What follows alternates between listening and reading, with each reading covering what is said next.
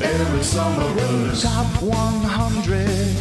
Every summer Top 100. He's got a voice that's really the bomb. He'll make a choice that'll aggravate Tom. I hate to spoil it, but when all's said and done, Merchant of Venus gonna be number one. Every summer Top 100. Hello, and welcome to my Top 100. We're working our way, counting things down due to the decree of Mr. Tom Vasel. Today, we are working from number 90 to 81. Let's get started. Number 90. No. Number 90 is No Thanks, or in German, Geschenkt, a very simple card game. You can get it from Z-Man Games in the US. It's an Amigo title in Germany. It's easy to explain. You've got a bunch of number cards from 1 to 35, and you don't want them. You don't want to take them. They're all negative points. And you have a certain number of chips. On your turn, you either take the card that's up, or you put a chip on it. It continues around the table until somebody takes the card and all the chips that are on it. The chips are positive points, the cards are negative points. If you manage to get a run of cards, well then you only have to pay for the smallest number card. That's pretty much the whole game. Easy to explain to new players, it plays quickly, you can get a couple of rounds under your belt in half an hour. I mean, it only plays in maybe 10 minutes. It's quick. Geschenkt or No Thanks, my number 90.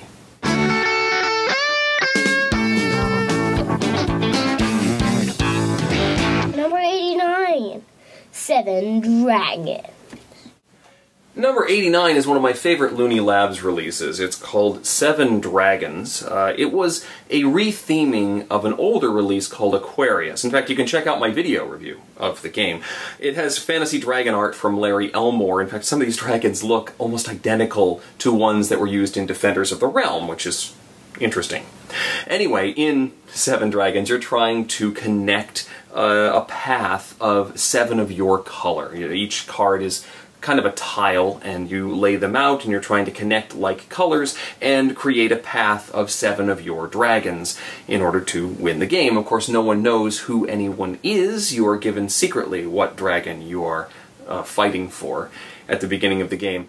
It has that Looney Labs chaos where there's a lot of switching of hands and switching of goals and removing of cards and zapping cards and taking cards and rotating cards, but because it plays so quickly, it works. If you have too much of that randomness in a longer game, it gets frustrating, but it's perfect, I think, for Seven Dragons. Another one that is terrific for the family, easy to explain to just about everybody. I think I just appreciate the presentation of this better than Aquarius, but Aquarius is very much the same game.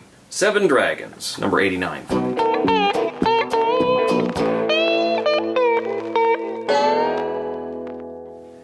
Number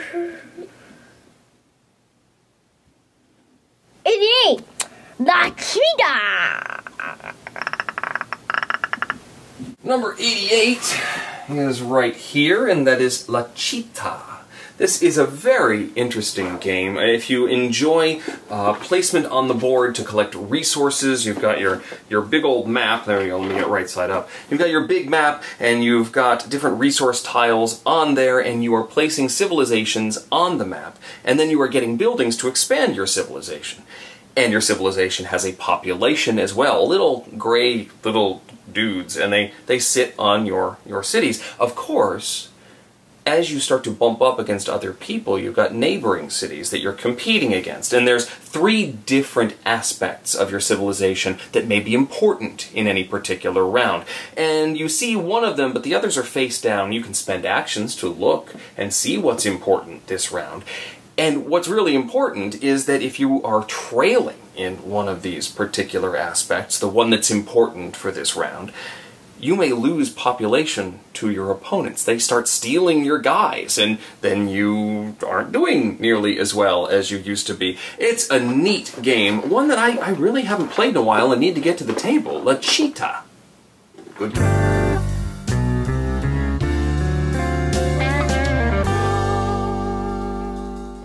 Number 87. Off.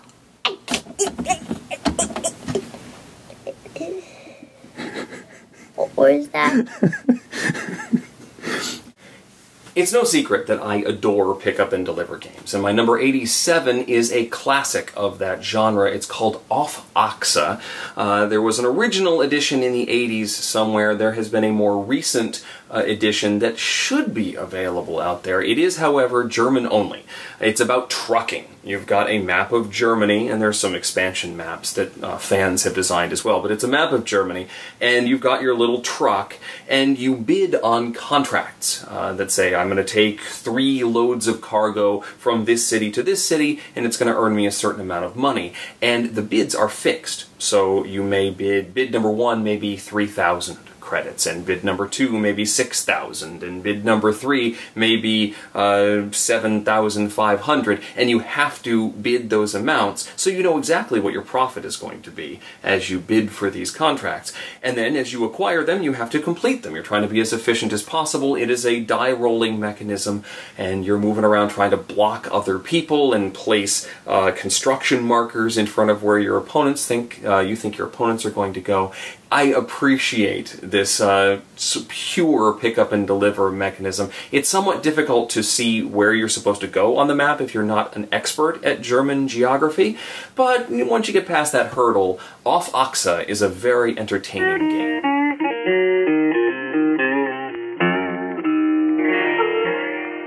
Number 86, Thunderstone. Number 86 is Thunderstone, a game that comes in a lot of different flavors now. You had an original set, and then they released an expansion or 2 for the original set, and then there was a large box set, and then they went back and redesigned the whole thing and made it Thunderstone Advance. Here. This is what the original Thunderstone boxes looked like. This is one of the original expansion boxes, and then you've got Thunderstone Advance, where they redesigned, they redid the graphic design, they tweaked some of the rules, they really made it a much smoother, cleaner game, and I appreciate that. I prefer the Thunderstone Advance. This is the new Thunderstone starter set. It's a easy way to get into the system. It's a deck builder. And it was one of the early deck builders post-Dominion, which we will talk about later on. But this has a fantasy theme. You're building up your forces to attack monsters in a dungeon. So you've got a little bit more of a push and a theme and a goal to be striving for beyond just victory points. You have to do something with your cards. My group tends not to like it as much. Sometimes they've been hosed by some of the trap cards that appear in certain expansions, but I do like the narrative arc of Thunderstone. I like building up my characters. You've got people you can buy that are at level 0 or level 1, and you can then spend experience to trade out that card for a much more powerful version of that same card.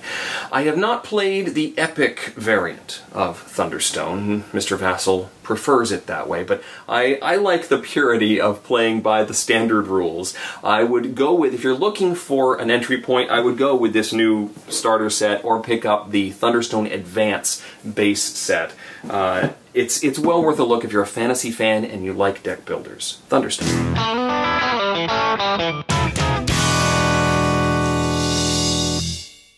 Number 85, Amun-Re. Number 85 on the list is a Reiner Knizia design called Amun-Re. It's a game about building civilizations in Egypt. It has a lot of very unique things going for it. First, it's got sort of a two-half structure. You spend the first part of the game building up these civilizations, acquiring these properties on the map, and then everything dies out. Everything but the pyramids that you've built. All the people, all the farmers go away. In fact, even your ownership of the territories go away. So then for the second half of the game, everything has changed. The values of the different provinces, the areas, have changed because now there's pyramids that come with it. And so the bidding for those provinces is going to be completely different. You are bidding in a very interesting way that's been used by other games farther along the line, chronologically, but you have sort of a track that have the bids printed on it, and you place a little bid marker on there, but if somebody outbids you, you have to bid somewhere else. You can't simply outbid them for the same province. You have to travel and fight somebody else somewhere else. It's a very interesting bidding system for this game. Then there is a sacrifice mechanism where you are determining the flood level of the particular round, and depending on where the flood level is, the farmers are going to score a certain amount. So some players are trying to contribute as much as they can to get the flood level up, but others are stealing from the sacrifice in order to simply take money away from that process. Lots of push and pull aspects, really interesting player interaction in this game. I really like it.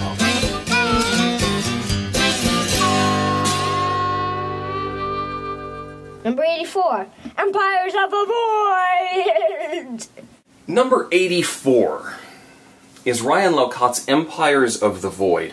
This is a space, not really exploration, because you see from the very beginning where these planets are.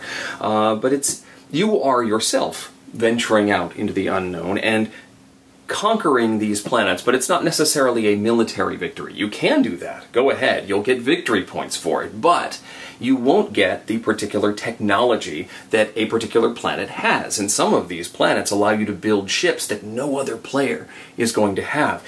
So if you want that stuff, you have to win them over with a diplomatic approach, playing the right cards to be able to win that particular planet over. And it's just really neat to have your own ship that you know nobody else is going to be able to have. It's a neat game. You can go that military strategy, or you can go with the diplomatic strategy. There's a lot in this box. This is a heavy box. Lots of cardboard ships, lots of tokens, big map tiles. You've got space monsters in here. It's a neat game, and for a first-time designer, this is Ryan Laucat's first design, it's quite the achievement. Empires of the Void is a really cool game.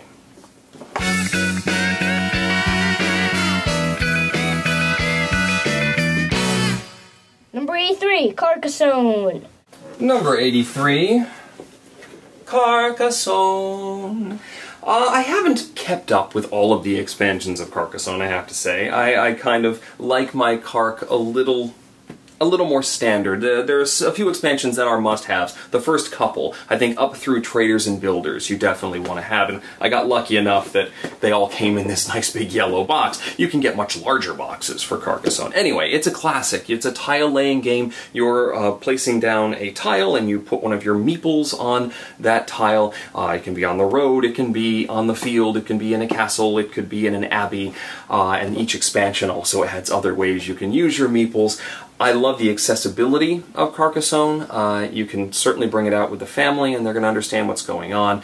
Farmer scoring, well, that's something that confuses people a little bit. I do like some of the variants of Carcassonne, like the wood box hang on a second, if you can put this away.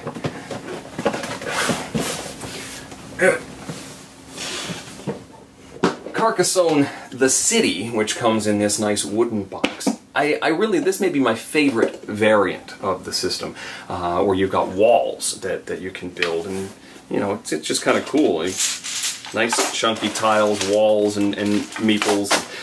Carcassonne is a mainstay of the hobby at this point, and deservedly so. If you're watching this, you've probably played it already, and you're just interested in hearing my next selection. But if you haven't played Carcassonne, well, check it out. Just pick one up. They're all good.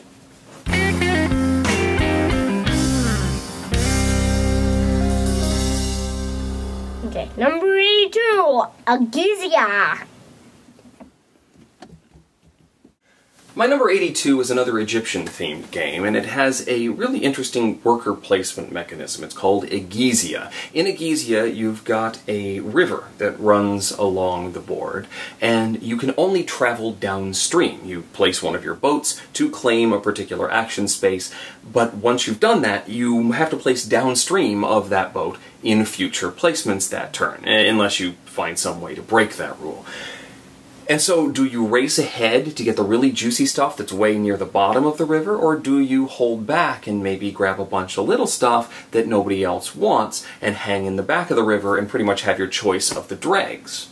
interesting decisions to be made. You also are building in different areas of the board. There's a pyramid space, there's some obelisks, there's some tombs, and you can decide to build in those various spaces, and there's competition for doing that as well. Lots of ways to earn points, and lots of ways to get power-ups to make it easier for you to earn points. I like to play this online quite a bit, but the production on the physical version is also quite nice. Egizia is my number 82.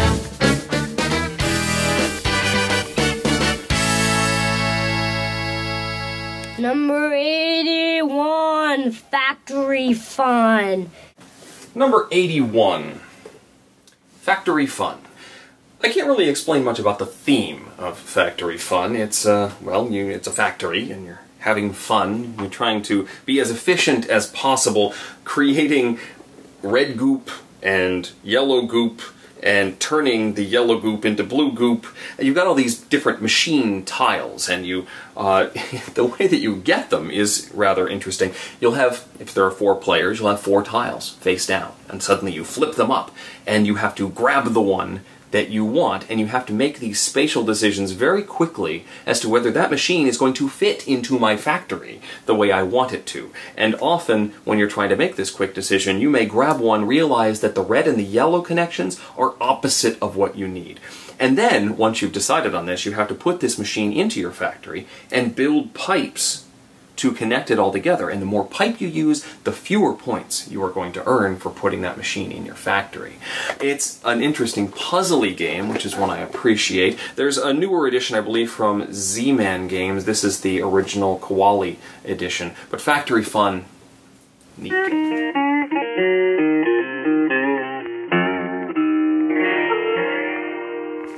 Alright, I think we're hitting our stride. We're making progress. Stay tuned. Next time we'll start from number 80 and work our way down to 71. We're doing this together. Top 100. Thanks for watching. I'm Eric Summerer. This is the Dice Tower. Thanks so much for watching one of the Dice Tower's Top 100 Games list. Tune back next time for 10 more of Eric's games. Until next time, I'm Tom Basil, and you've been watching the Dice Tower. The Dice Tower is sponsored by Cool Stuff Inc. Cool stuff in stock. Top 100. Yeah.